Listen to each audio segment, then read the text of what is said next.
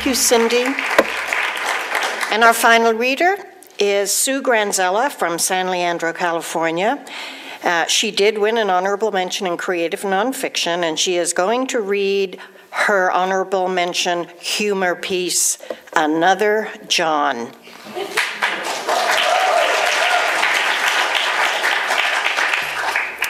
This is a short excerpt from a piece about when I started online dating at age 44.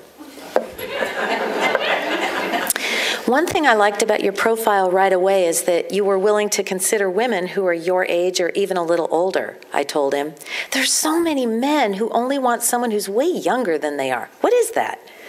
John knew I was a teacher, and his deadpan reply was, well, sure, I could try to find someone who's 20, but then when I'd ask her how her day at school had been, it would mean something very different from when I ask you. My laugh rang out. That was happening often when talking with John.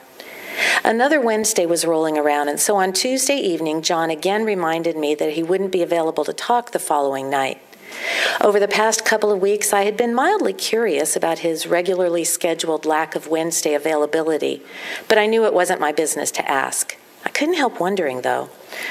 One thought I had was that maybe he'd not been quite truthful on his profile when he said that he didn't have kids. Maybe he had a couple of kids, and maybe his custody agreement was that he got to be with them every Wednesday. I decided that would be okay. After all, I liked kids, and wouldn't I rather he be a dedicated parent than some deadbeat dad who disregarded his responsibilities? Yes, I would. Even though John hadn't really been totally upfront with me about his kids, at least he was doing right by them. Good for him.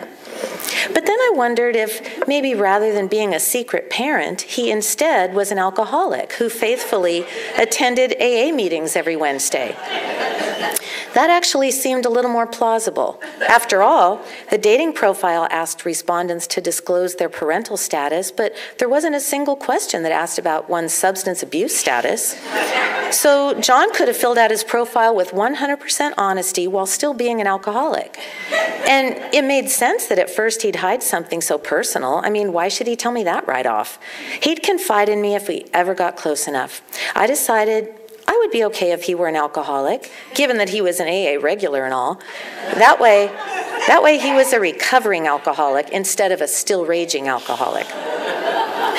These thoughts were in the back of my mind until that Tuesday night. John brought them racing to the front when he said slowly, well, I guess it's about time that I tell you what I do on Wednesdays. Uh-oh, here we go. I wasn't prepared. Okay, I said, trying to sound casual. I felt my heart speed up, and I took a big breath. I reminded myself that at least he was a responsible parent/alcoholic. The silence ticked on. Obviously, it was pretty hard for him to tell me. I waited in what I hoped would be perceived as a supportive silence. John took a breath, and slowly the truth came out. On Wednesdays, I bowl.